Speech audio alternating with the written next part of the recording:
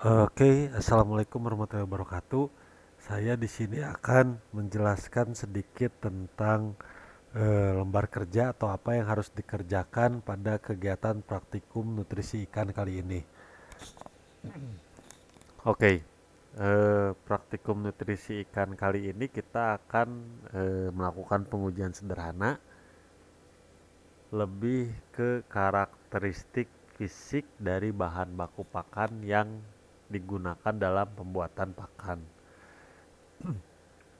Ini lebih ke menganalisis seberapa halus, seberapa kering bahan baku yang digunakan.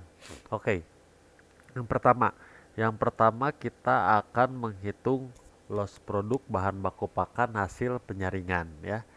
Ini bukan loss produk yang biasa. Loss produk yang biasa itu kita harus tahu berapa berat basahnya, berapa berat keringnya, berapa berat tepungnya ketika jadi tepung, lalu berapa berat yang kasar dan berapa berat yang halus.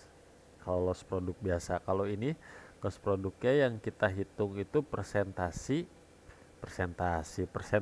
antara kasar dengan halus ya. Jadi praktikan melakukan penimbangan sampel bahan baku pakan lalu menyaringnya. Jadi kita akan menimbang dengan berat tertentu lalu menyaringnya dengan menggunakan screen ukuran tertentu, menimbang bahan baku pakan yang tidak tersaring dan menimbang bahan baku pakan yang tersaring. Jadi nanti yang tersaringnya ditimbang, yang nyangkut di saringannya ditimbang. Hitunglah persentase bahan baku pakan yang tersaring dan tidak. Uraikan secara singkat karakteristiknya. Maksudnya diuraikan secara singkat ini eh, halus, ringan, terus yang tidak tersaringnya itu terlihat kasar, misalkan dedak itu terlihat ada potongan sekamnya, terus terlihat ada butir berasnya. Kalau yang eh, apa kedelai, misalkan masih ada butiran kasarnya, terus yang halusnya misalkan berat dan lain sebagainya, terlihat lebih berat dan lain sebagainya. Nanti yang teman-teman catat setelah atau ketika menonton video, berat sampel tepung keringnya berapa ya, berat tepung hasil penyaringannya berapa, terus dikasih keterangan yang tadi ya. Keterangan ini maksudnya karakteristiknya, kenampakannya dan lain sebagainya. Terus berat tepung yang tidak tersaringnya berapa ya, berarti yang nyangkut, dikasih keterangan juga yang tadi sudah saya sebutkan. Terus hitunglah pertama persentase tepung halus, berat tepung hasil penyaringan dibagi berat sampel tepung kering dikali 100%. Terus yang persentase tepung kasarnya berat tepung yang tidak tersaring, berat sampel tepung kering dikali 100%. Jadi misalkan yang ini, misalkan berat sampel tepung keringnya 100 gram misalkan. Terus tepung hasil penyaringannya ada 40%, misalkan ada 40%, ada 40 gram, jadi 40 per 100 dikali 100%, persentase tepung halusnya eh, berarti 40%. Yang kasarnya sama dihitung juga nanti satu-satu. Kalau misalkan nanti di videonya ada 4 bahan baku pakan, berarti empat-empatannya ya, semuanya juga sama kebobotnya berarti empat-empatan ya. Oke, selanjutnya density. Jadi praktikan melakukan pengukuran berat berdasarkan volume yang sudah ditentukan. Mengukur berat berdasarkan volume yang sudah ditentukan. Jadi volumenya misalkan volumenya 100 mili. Nah, beratnya ini akan beda-beda sesuai dengan karakteristik apa namanya? Tepung yang dihasilkan. Tepung dari bahan baku pakan. Lalu melakukan pemadatan bahan baku pakan dan mengukur kembali volumenya setelah bahan baku pakan dalam kondisi yang lebih padat. Jadi volumenya diukur ya. Yang pertama itu kan 100 mili misalkan. Nanti setelah kita padat-padatkan, kita goyang-goyang dan kita eh, jeduk-jeduk, bukan jeduk-jeduk, dan kita eh, pukul-pukul biar padat. diukur lagi volumenya berapa. Setelah bahan baku pakan dalam kondisi yang lebih padat, mengambil kesimpulan dari hasil pengukuran tersebut dan perhitungan seberapa banyak bahan baku pakan mengisi suatu volume. Gram per sentimeter kubik. 1 cm kubik itu kurang lebih 1 mili. Jadi nanti yang kita ingin cari tahu, setiap volume itu terisi berapa gram bahan baku.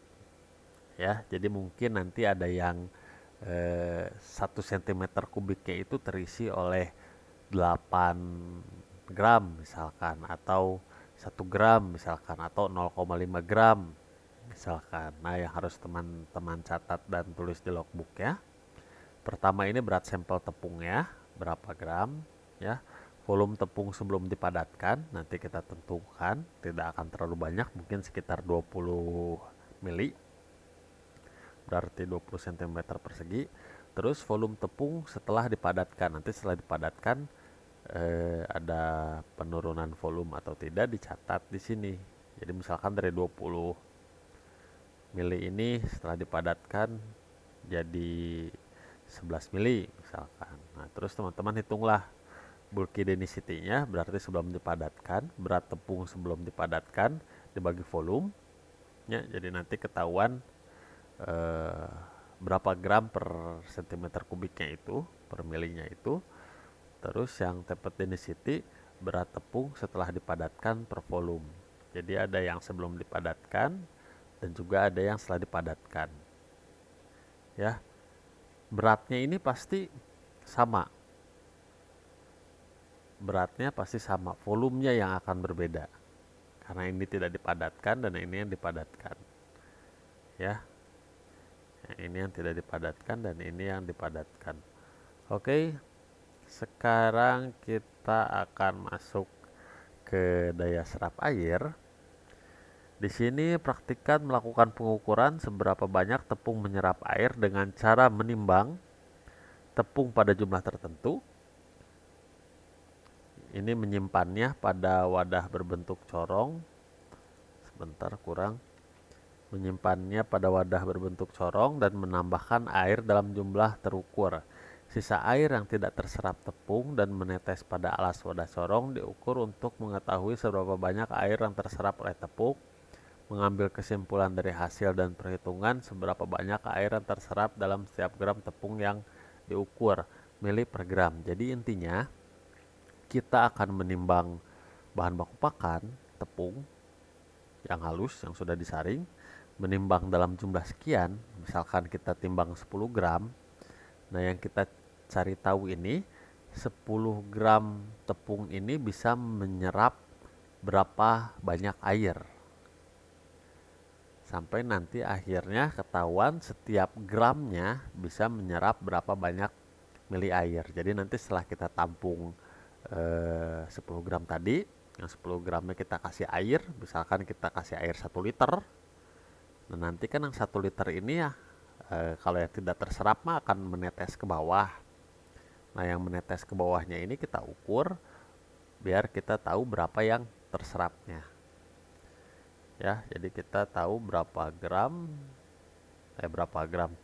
dalam setiap gramnya ini berapa mili air dia menyerapnya.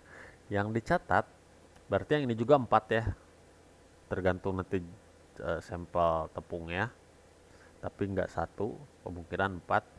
Yang ini juga sama, 4 jenis. Lebih dari 1.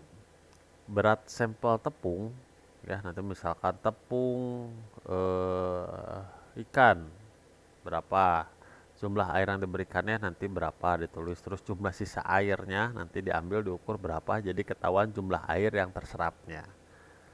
Nah, daya serap airnya itu tinggal dibagi jumlah air yang terserap dibagi berat sampel tepung ya. Jadi nanti kita nulisnya hasilnya misalkan 2 mili per gram. Jadi setiap gramnya si tepung ikan itu bisa menyerap air sebanyak 2 mili. Untuk selanjutnya, yang terakhir adalah lama tepung tenggelam. Jadi praktikan melakukan pengukuran berapa lama waktu tenggelam suatu bahan baku pakan dengan volume yang telah ditentukan dan mencatat beratnya. Uraikan dan bandingkan dari hasil pengamatan dan pengukuran tersebut. Jadi dibandingkan dengan bahan baku pakan dalam bentuk tepung yang lainnya. Karena ada lebih dari satu ya nanti sampelnya. Nanti yang dicatat itu volume sampel tepung ya, nanti ditentukan berapa volumenya. Yang paling penting di sini adalah ketinggian dari volume itu. Terus berat sampel tepungnya, berapa beratnya. Terus lama sampel tepung tenggelam. Nah, ini yang paling penting. Lama sampel tepung tenggelam. Nanti diukur tinggi sampel tepung yang tenggelamnya berapa, terus tinggi sampel tepung yang terapungnya berapa. Jadi intinya nanti teman-teman akan memasukkan tepung ke dalam wadah yang sudah terisi air, terus dicatat waktunya berapa lama dia tenggelam. Ya, ini menggambarkan seberapa halus dan seberapa kering bahan baku tersebut. Kalau lama waktu tenggelamnya cenderung stabil, berarti bahan bakunya itu halus, karakteristiknya ya, kering, harus apa sih, halus dan kering. Sebenarnya ketiga poin ini ya, yang lama tepung tenggelam, terus daya serap air, dan juga density ini eh, menguraikan bagaimana mencari tahu karakteristik fisik bahan baku pakan atau tepung berdasarkan eh, kehalusan dan kekeringannya, tingkat kehalusan dan kekeringannya. Saya rasa cukup sampai di sini untuk uraian penjelasan lembar kerjanya. Selanjutnya silakan teman-teman mengamati video yang saya post tentang teknis pengukuran dan perhitungannya. Terima kasih atas perhatiannya. Sampai jumpa pada video-video selanjutnya.